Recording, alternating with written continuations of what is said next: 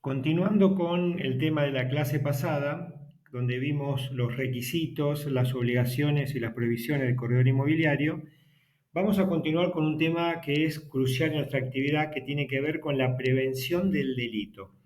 Cuando hablamos de la prevención del delito, les recuerdo que nosotros como corredores inmobiliarios tenemos la función de ser sujetos obligados. El sujeto obligado es un funcionario que responde a la UIF y tiene la obligación de velar contra el lavado de activos provenientes de actividades delictivas, narcotráfico, terrorismo, etcétera, etcétera. ¿Cómo funciona el tema de la prevención del delito? Esto está dado porque Argentina, al pertenecer al sistema financiero internacional, tiene que cumplir con la reglamentación del Grupo de Acción Financiera Internacional, GAFI por sus siglas, y este GAFI establece que los países miembros de este sistema financiero internacional deben cumplir con la normativa UIF, Unidad de Información Financiera, y tiene que tener los suficientes recursos y poderes para prevenir los delitos que tienen que ver con el lavado de dinero y financiamiento del terrorismo. Esto específicamente sucedió cuando ocurrieron los atentados y las acciones terroristas de público conocimiento. Aquí surge la figura del sujeto obligado, con el fin de implementar estas medidas para evitar el movimiento del dinero a nivel internacional, ya sea inmuebles, acciones, cualquier tipo de bien, y la obligación del sujeto obligado es reportar estas operaciones a la UIF de cada país. Vamos a ver algunas penalidades que tienen que ver con este lavado de activos, el Código Penal vigente, Ley 25.246. Vamos a ver algunas de las penas que puede caberle a los sujetos obligados que no cumplan con las obligaciones impuestas o las personas que incurran en el lavado de activos. Por ejemplo, prisión de 6 meses a 3 años a aquel que, aunque no cometiera el delito, fue un delito en el que no participó, ayude a estos delincuentes a evadir a las autoridades y ocultar o hacer desaparecer pruebas que tengan que ver con alterar o modificar su culpabilidad. También habla de quien compre, reciba u oculte dinero, cualquier bien proveniente del delito. Si ponen cosas a mi nombre, actúo como testaferro, también me puede caber esta pena. Aquel que no denuncie un delito, que no identifica al autor y cuando estuviera obligado a llevar adelante una persecución penal. Esto cabe en la figura del sujeto obligado, el inciso D específicamente. Y que también aquel que ayude al criminal a disfrutar del dinero proveniente de estos hechos delictivos. Y acá empezamos con mayores complicaciones. Esta escala penal va a aumentar al doble del mínimo y el doble del máximo cuando el delito que originó este dinero sea especialmente grave, como lo es narcotráfico, terrorismo, trata de personas, etcétera, etcétera, y aquel cuya pena mínima fuera superior a 3 años. Inciso B.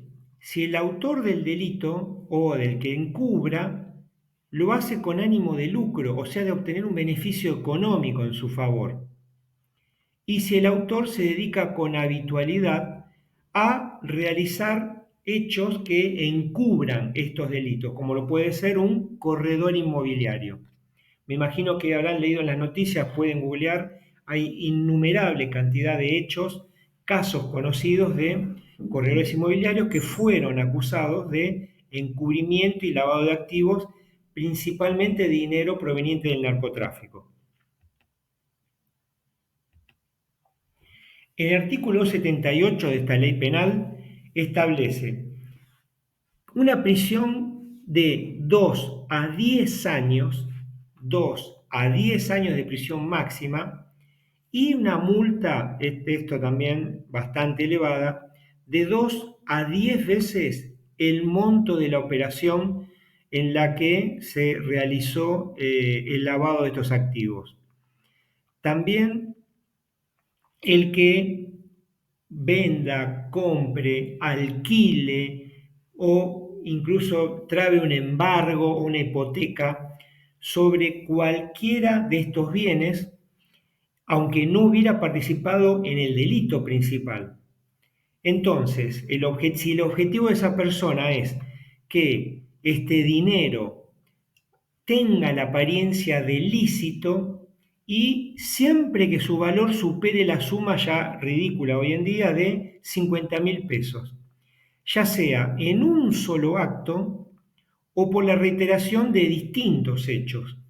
Y acá cuidado, porque uno puede pensar, he escuchado a muchos colegas decir, bueno, pero yo no lo sabía. Recuerden que la ignorancia no exime de la responsabilidad civil y penal.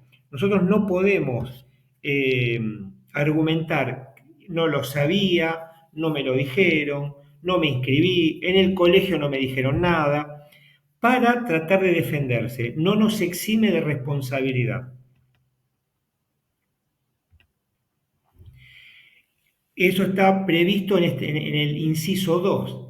El que por temeridad o imprudencia grave, yo pondría entre paréntesis ignorancia, cometa alguno de los delitos que anteriormente mencionamos, la pena va a ser menor, pero va a ser con una multa del 20 al 150% del valor de los bienes que fueron objeto del delito.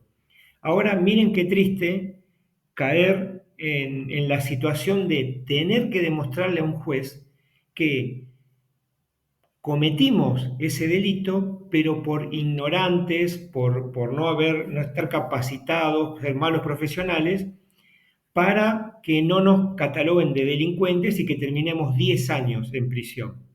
Así que a lo máximo que podemos aspirar si caemos en uno de estos problemas es tener que demostrar que nuestro problema es la ignorancia. Y a pesar de eso, miren los valores de las multas, del 20 al 150% del valor de los inmuebles.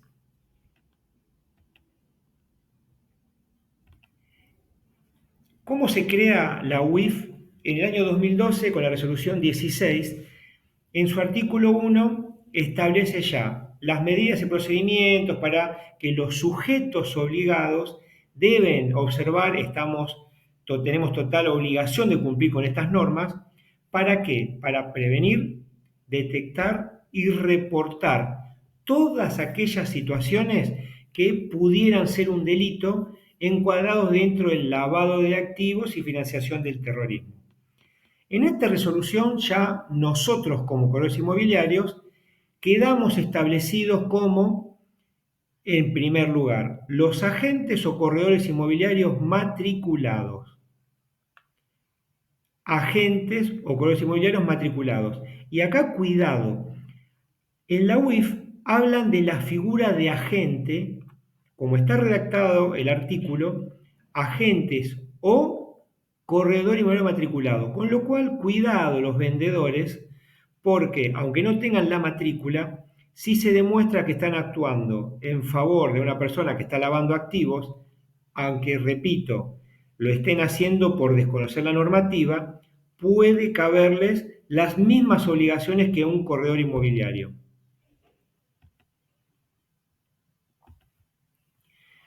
¿Cómo opera esto? Primero tenemos que la UIF constantemente está realizando capacitaciones gratuitas, por supuesto, en los colegios, en sus canales de difusión como YouTube, redes sociales, muchísimos videos de funcionarios brindando las actualizaciones de último momento de su legislación, de sus decretos. Primero tenemos que detectar una operación inusual. Cuando nosotros estamos en la inmobiliaria, viene una persona, se sienta frente a nosotros. Si el perfil de la persona, su aspecto, vemos que es un monotributista de la categoría más baja y está buscando un inmueble o quiere comprar un inmueble de $1.000.000, algo que no se ajusta o algo que no es habitual en los usos y costumbres. Por ejemplo, no se me ocurre en este momento construir un edificio de elevado nivel en una zona que no lo amerita. Entonces, en ese momento tenemos que catalogar a esta operación como inusual. Ustedes cuando se reciban van a tener que registrarse, hoy en día es todo virtual, en la página de la UIF, seguir los pasos y van a obtener un número, un nombre de usuario, que va a ser su número de quit o quill, y una contraseña. Van a tener que designar un oficial de cumplimiento. Cuando ustedes comiencen, van a ser ustedes mismos. El oficial de cumplimiento es aquel que tiene que entrar a la página, verificar las notificaciones de la UIF. Van a registrar quiénes son sus clientes, pedir, cuando una persona se sienta delante mío, mi obligación es entrar a la página de la UIF con sus datos y verificar que en la UIF no figure ya como una persona que ha cometido o está sospechada de actos de lavado de activos. Si bien nosotros tenemos que guardar secreto, recuerden, es más, la UIF también lo establece, seguimos adelante con la operación, pero ya la calificamos como inusual para prestar atención. Una vez que la operación ha sido catalogada como inusual, nosotros tenemos la obligación de pedir documentación como el origen de los fondos. Mucha gente erróneamente cree que solamente el escribano actuante o una entidad bancaria, si depositaran el dinero en una cuenta, tienen la obligación o el derecho de pedir documentación con respecto al origen de los fondos. Eso es erróneo. Nosotros somos sujetos obligados con las mismas obligaciones que tiene el banco o el escribano. Si la persona, el cliente que está delante nuestro, no nos trae el origen de los fondos y nosotros vemos que no se ajusta al perfil, es una operación inusual, en ese caso tenemos que ya sospechar que es una situación de lavado de activos y realizar el reporte de operación sospechosa, el conocido ROS. Esto se realiza en la página de la UIF con, como ya lo dije, nuestro usuario y contraseña. ¿Cuáles son las obligaciones con las que tenemos que cumplir? Tenemos que llevar un manual de procedimientos. Este manual, no se preocupen, todos los colegios, una vez que se matriculan en su página web, ustedes van a tener usuario y contraseña, van a poder descargarlo de la página web del colegio inmobiliario en el que estén matriculados. Van a tener que designar un oficial de cumplimiento. En el caso de una empresa unipersonal, van a ser ustedes, el corredor matriculado. Si es una sociedad, por ejemplo, en Capital Federal, cuando ustedes se vayan a matricular con un socio en la figura jurídica que quieran, SAS, SRL, Sociedad Anónima, tienen que ser ambos matriculados. Pero cuidado, si yo designo como oficial de cumplimiento a mi socio, eso no me exime a mí de responsabilidad como corredor matriculado, también sujeto obligado, de verificar estas situaciones. Y por último, establecer políticas de capacitación. Esto también muchas veces es resuelto por el colegio, los colegios en realidad, que publican en sus páginas web o mandan boletines vía mail o redes de WhatsApp, información sobre cuándo la gente de la UIF va a hacerse presente en un colegio para realizar distintas capacitaciones. Por lo general lo hacen en una semana, 2 o 3 veces, para que nadie se quede sin presenciar la capacitación. Incluso a veces hoy en día estas se graban, se suben en streaming a redes sociales y podemos verla en cualquier momento. ¿Qué tenemos que destacar? ¿Qué aspectos son muy importantes? Primero, que nuestra responsabilidad finaliza con la presentación del ROS, del reporte de operación sospechosa. Este reporte es absolutamente confidencial y lo subrayo porque nosotros no vayan a cometer el error de decir, y tengo dudas, mirá si yo me equivoqué o no me lo quiso traer el papel. Y ustedes llaman al escribano, señor escribano, ¿usted qué va a hacer? ¿Va a hacer un reporte de este señor? Porque a mí no me quiso traer el origen de los fondos. No cometan ese error porque el escribano como sujeto obligado no les va a decir absolutamente nada y no solo eso, cuando él emita el reporte va a mencionar como una observación otro sujeto obligado que participa en la operación, Darío, me llamó para ver si yo lo iba a hacer. Eso puede quedar como bajo sospecha de que en realidad yo soy cómplice de la persona que va a realizar el lavado de activos y puedo estar tratando de averiguar si el escribano va a hacer realizar el reporte o no. Así que esto no lo hará absolutamente con nadie. Algo que les causa curiosidad a muchos corredores inmobiliarios que recién comienzan con la operación es, tenemos que terminar con la operación. Si yo le pido a una persona una, dos, tres, cinco veces el origen de los fondos y las distintas documentaciones que tiene que presentar y no me lo presenta, y hay algo que a mí no me cierra el perfil, lo que ya dijimos anteriormente, es una operación que no es habitual, dejo seguir la operación. No es que digo, no, andate, yo no la quiero hacer, no participo. ¿Y por qué hace esto la UIF? Porque es mucho más fácil bloquear un inmueble que rastrear dinero que se va a mover en una valija y quizás nunca más lo vuelva a ver. Entonces la UIF dice, déjalo que haga la operación, que compren el inmueble. La UIF tiene acceso a información cruzada hoy en día muy fácilmente y una vez que se realiza el reporte va a detectar fácilmente si la persona es un lavador de dinero o no. Dicho esto, si hablamos de cuestiones que tienen que ver con la calle,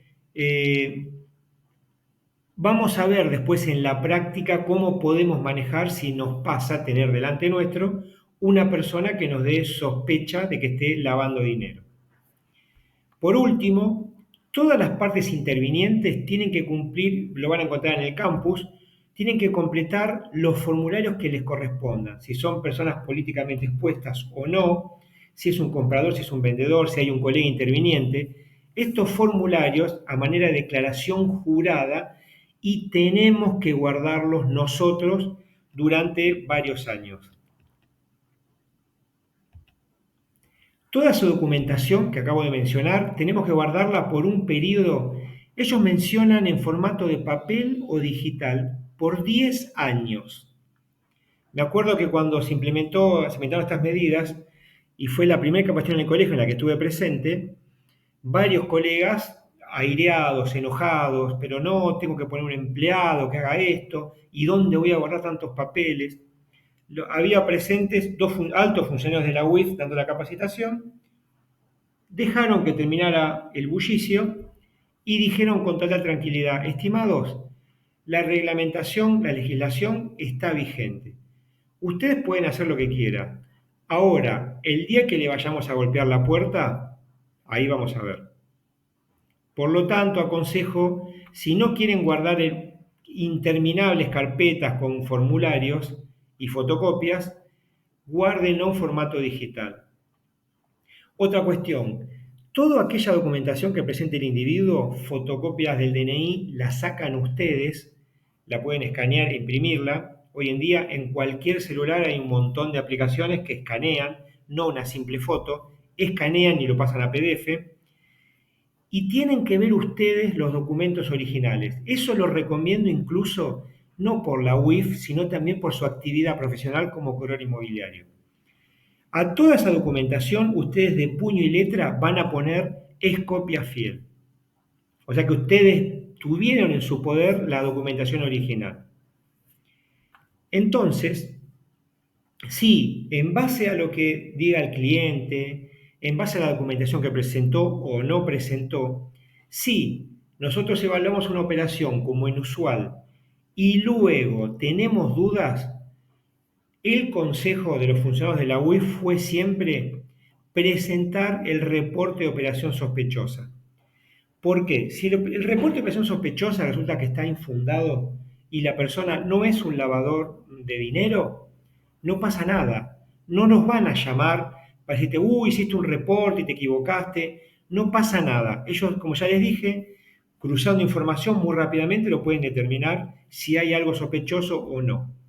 Pero presentando el reporte, nosotros nos sacamos de encima la posibilidad de que nos encuadren o como eh, cómplices del delito o como que estamos participando en el delito del lavado de activos. ¿Bien? En el caso de que haya una sociedad, como ya lo dije, el matriculado que figura como cabeza de la sociedad puede delegar a otras personas. Pero cuidado, yo no puedo decirle, mirá, no, yo no lo sabía, se lo dejé al vendedor, se lo dejé a la secretaria, a la recepcionista. Eso no nos va a liberar de la obligación de supervisar toda la gestión.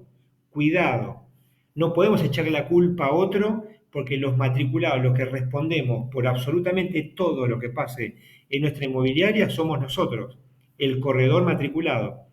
Y esto lo digo no solo por la UIF, por el reporte, sino también por cualquier documentación. Cuidado con esa costumbre a aquellos que trabajen como vendedores en inmobiliarias, que suelo ver que firman reservas. Les recuerdo que ustedes están firmando un documento, recibiendo dinero, y ustedes entregan un documento que dicen yo recibí dinero, pero ese dinero no va a estar en su poder, va a quedar en la inmobiliaria, en poder de correo inmobiliario. Si algo pasara con ese dinero, si hubiera alguna cuestión, reclamo judicial, ¿quién firmó la reserva? El vendedor que no tiene matrícula. Si tiene la desgracia de que el corredor inmobiliario, para cubrirse, dice, no, yo no tuve nada que ver, van a quedar ustedes complicados porque ¿cómo demuestran que lo hicieron en nombre del corredor inmobiliario? Y con esto, estimados, terminamos el tema de la segunda clase. Nos vemos en la próxima. Saludos.